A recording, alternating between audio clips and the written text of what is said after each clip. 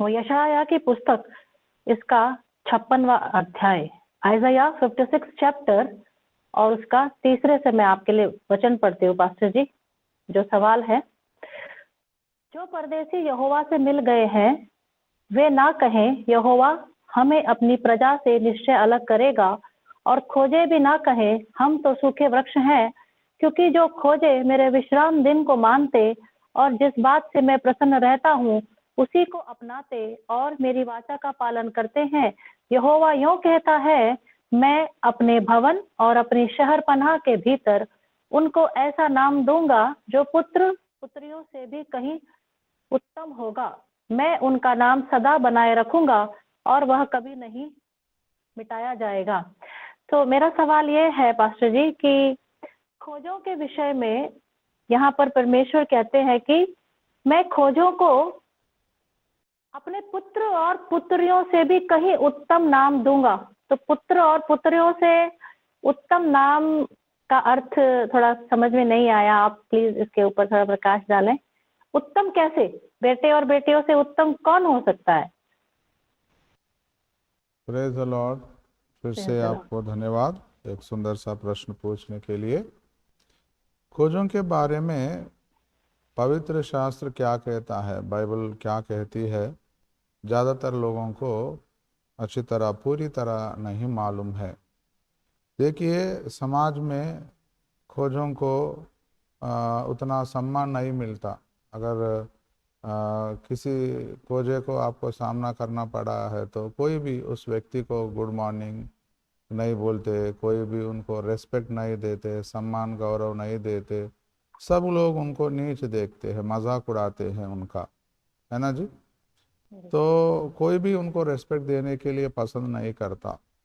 लेकिन बाइबल के पुस्तक में, बाइबल ग्रंथ पवित्र शास्त्र में यदि हम देखेंगे तो प्रभु ने खोजों को इतना सुंदर सा एक प्रॉमिस दिया है। इसके बारे में जानने से पहले हम पहला कुरिन्थियों की पत्री में हम आएंगे। पहला कुरिन्थियों की पत्री में यदि हम आएंगे तो उधर देख पाएंगे चैप्टर 6 में, पहला कुरिन्थियों की पत्री और उसका हाँ चैप्टर 6 में 6वां 9th अध्याय वर्स से हम पढ़ेंगे तो, और इसका क्या 9 तुम वचन। नहीं जानते कि अन्यायी लोग परमेश्वर के राज्य के वारिस ना होंगे? धोखा ना खाओ, ना वेश्यागामी, ना मूर्ति पूजक, ना परस्त्रीगामी, ना लुच्चे, ना पुरुषगामी, ना चोर, ना लोभी, ना पियक्कड़, ना गाली देने वाले, ना अंधेर करने वाले परमेश्वर के राज्य के वारिस होंगे। और तुम में से कितने ऐसे ही थे, परंतु तुम प्रभु यीशु मसीह के नाम से और हमारे परमेश्वर के आत्मा से धोए गए और पवित्र हुए और धर्मी ठहरे। इधर हिंदी बाइबल में एक वर्ड मिसिंग है जो तेलुगु बाइबल में अंदर इंक्लूड किया गया है। मैं आपको समझाने की कोशिश करूंगा। पहला कुरिन्थियों की पत्री चैप्टर 6 में देखिए, क्या तुम नहीं जानते कि अन्यायी लोग परमेश्वर के राज्य में के वारिस ना होंगे? धोखा ना खाओ, ना वेश्यागामी, ना मूर्ति पूजक, ना परस्त्रीगामी, ना लुच्चे, ना पुरुषगामी, ना चोर, ना लोभी, ऐसा लिखा गया है। लेकिन तेलुगु बाइबल के अंदर एक एक्स्ट्रा वर्ड ऐड किया गया है, जारुलैननु बोले तो इधर है ना, वेश्यागामी। और तेलुगु बाइबल में लिखा गया है विग्रहाराधिकुलु बोले तो मूर्ति पूजक और व्यभिचारिलु, ना परस्त्रीगामी, ना लुच्चे। इधर तेलुगु बाइबल में ऐसा लिखा गया है कि आडंगी तनमु गलवारू, आडंगी तनमु गलवारू बोल के इसमें लिखा गया है।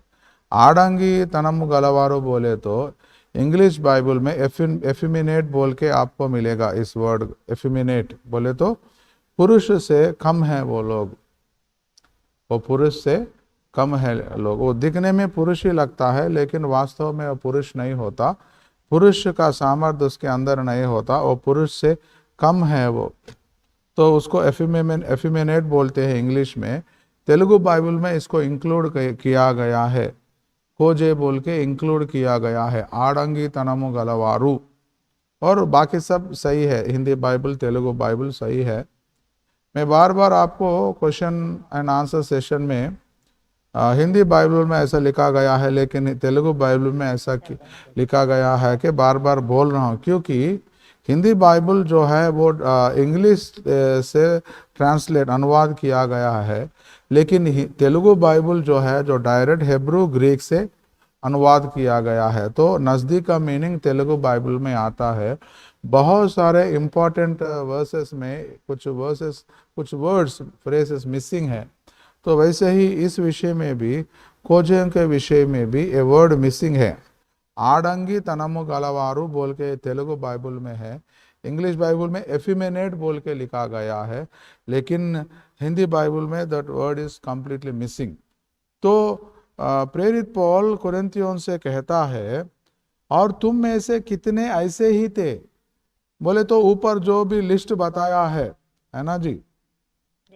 कुछ लोग अन्यायी थे, कुछ लोग वेश्यागामी थे, कुछ लोग मूर्ति पूजक थे, कुछ लोग परस्त्रीगामी थे, कुछ लोग लुच्चे थे, कुछ लोग पुरुषगामी थे, कुछ लोग चोर थे, कुछ लोग लोभी थे, पियक्कड़ थे, गाली देने वाले थे, अंधेर करने वाले थे, पर है ना जी, कुछ लोग ऐसे थे। लेकिन प्रभु ने क्या किया, परंतु तुम में से कितने ऐसे ही थे, परंतु तुम प्रभु यीशु मसीह के नाम से और हमारे परमेश्वर के आत्मा से धोए गए और पवित्र हुए और धर्मी ठहरे। ऐसे लोग अगर यीशु मसीहा के पास आएंगे तो प्रभु कभी भी उनको ना नहीं कहेंगे, कभी भी प्रभु उनको इनकार नहीं करेंगे। प्रभु, कोई भी व्यक्ति अगर यीशु के पास आना चाहता है तो प्रभु कभी भी उनको नहीं ठुकराएगा। प्रभु आने के लिए बोल रहा है, मैं आपके पाप के बोझ को उतार दूंगा, मैं आपको उद्धार दूंगा बोल के प्रभु सबको बुला रहा है। तो कुरिन्थियों की कलीसिया में कुछ लोग ऐसे थे पहले, तो वो लोग वेश्यागामी थे, पुरुषगामी थे, पियक्कड़ थे, गाली देने वाले थे, सब कुछ है ना, उसमें ऐसे लोग भी थे, खोजे भी थे कुछ लोग, लेकिन प्रभु में आए हैं, उनका जिंदगी वो लोग बदल लिए हैं, यीशु मसीहा के लहू के द्वारा अपने आप को धो लिए हैं, और यीशु मसीहा में एक नया सृष्टि वो लोग बन गए हैं और नया बन गए हैं। प्रभु ने उनको उद्धार दिया है। प्रभु क्या कह रहा है, फिर से पढ़ेंगे 11th वर्स, और तुम में से कितने ऐसे ही थे, परंतु तुम प्रभु यीशु मसीहा के नाम से और हमारे परमेश्वर के आत्मा से धोए गए और पवित्र हुए और धर्मी ठहरे। प्रभु ने ऐसे लोगों को धर्मी ठहराता है। देखिए, इस दुनिया में तो खोजों को कोई भी इतना सम्मान नहीं देता, गौरव नहीं देता, सब लोग उनको कम देखते, नीच देखते हैं। लेकिन यीशु मसीहा के पास यदि ऐसे लोग आएंगे तो प्रभु उनको स्वीकार करता है, अपने बेटों की तरह, प्रभु बेटियों की तरह प्रभु स्वीकार करता है, उनको अपने लहू के द्वारा धोता है, उनको उद्धार देता है, प्रभु उनको धर्मी भी ठहराता है। वैसे लोग कुरिन्थियों की कलीसिया के अंदर थे। आपको मैं और एक एग्जाम्पल दिखाऊंगा। प्रेरितों की पुस्तक में आप आइए।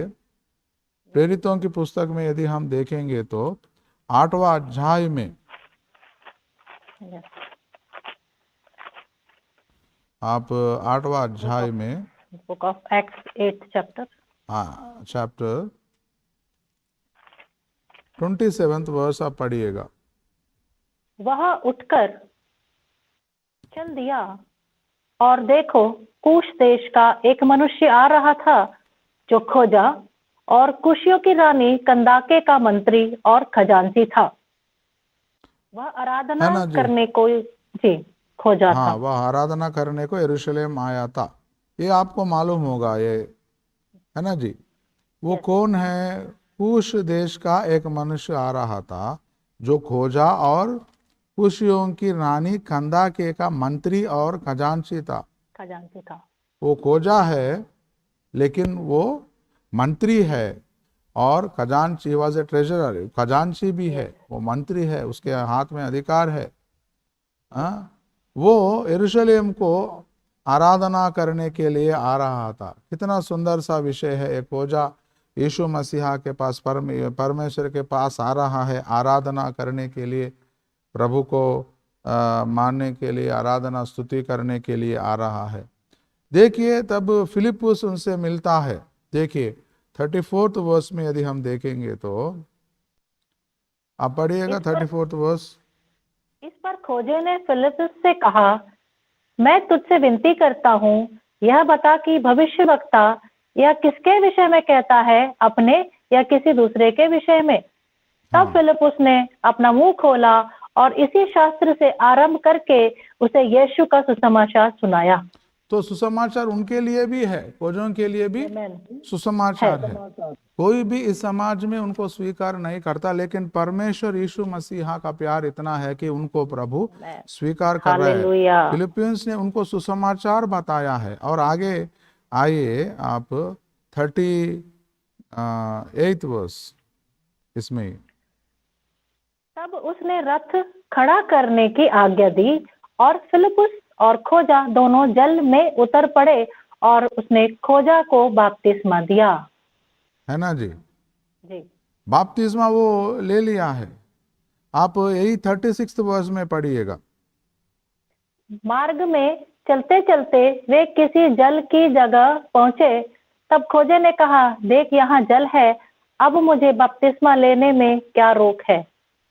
तो एक खोजा जो है, वो खजांची जो है, वो बपतिस्मा लेना चाहता है। तो कितना खुशी की बात है। प्रभु का सुसमाचार सुना, उसको सुसमाचार समझ में आया, प्रभु यीशु में विश्वास किया, उनके कुर्बानी के ऊपर विश्वास किया, और वही खुद बोल रहा है, फिलिप्पियुस से प्रेरित से बोल रहा है। क्या बोल रहा है? बपतिस्मा लेने से क्या रोक है? तो वही समय पे वो रथ रोकने के लिए आज्ञा दी है और दोनों जल में उतर पड़े और फिलिप्पियुस ने उनको खोजे को बपतिस्मा भी दिया है। तो इसका मतलब ये होता है परमेश्वर का सुसमाचार उन लोगों के लिए भी है ना जी? इनको समाज में थर्ड जेंडर की तरह बोलते हैं, ट्रांसजेंडर बोलते हैं ना, तो इनके लिए भी है, खोजों के लिए भी सुसमाचार है। तो जो प्रश्न आप पूछे हैं वो यशायाह की पुस्तक में है।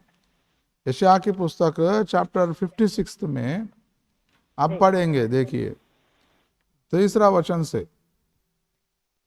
जो परदेसी यहोवा से मिल गए हैं वे ना कहें, यहोवा हमें अपनी प्रजा से निश्चय अलग करेगा, और खोजे भी ना कहें, हम तो सूखे वृक्ष हैं।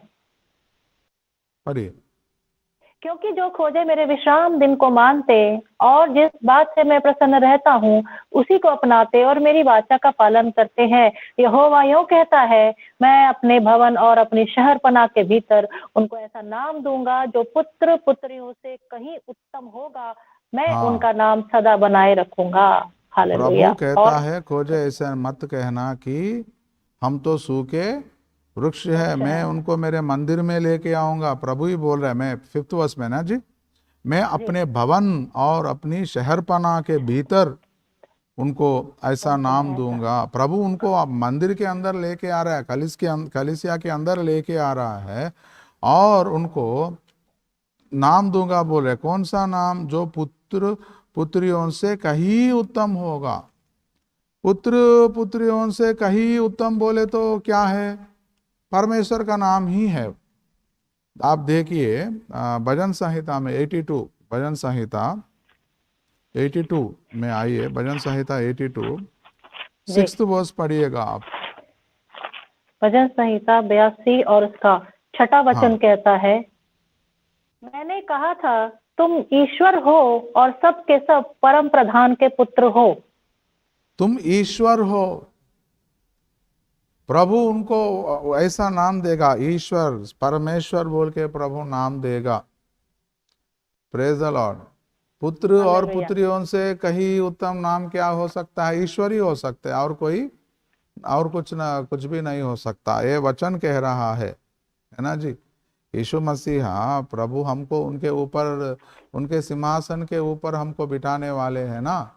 जो जयी पाता है, जो सिंहासन के ऊपर मैं बैठता हूं, उनको मैं उस सिंहासन के ऊपर बिठाऊंगा बोल के प्रभु प्रकाशित वाक्य में बोलता है ना जी? तो हम परमेश्वर के पत्नी बनने वाले हैं। हमको प्रभु वही नाम देगा, ईश्वर परमेश्वर, उनका ही नाम हमको मिलने वाला है और खोजों को भी वही नाम मिलने वाला है। तो पुत्र और पुत्रियों से कहीं उत्तम, इसका मतलब होता है कि ईश्वर प्रभु उनको वो नाम रखेगा।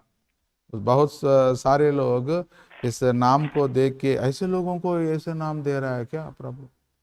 कोई भी उनको सम्मान नहीं देता ना, कोई भी उनको आदर नहीं करता, कोई भी गौरव नहीं देता, सब लोग उनको मजाक उड़ाते हैं, नीच देखते हैं, कम देखते हैं, उनको ठुकराते हैं, कोई भी पसंद नहीं करते, उनसे बात करने के लिए पसंद नहीं करते। लेकिन प्रभु उनको ईश्वर नाम रखेगा। ये प्रभु का बात है, सुसमाचार उन लोगों के लिए भी है। अगर वैसे लोग प्रभु को स्वीकार करेंगे तो अब प्रभु उनको स्वीकार करने के लिए, अपने लहू के द्वारा उनको धोने के लिए और बपतिस्मा लेने के लिए, सब कुछ के लिए प्रभु राजी हो रहा है। प्रभु उनको ऐसे लोगों को बुला रहा है। इसका आंसर ये है जी, जवाब।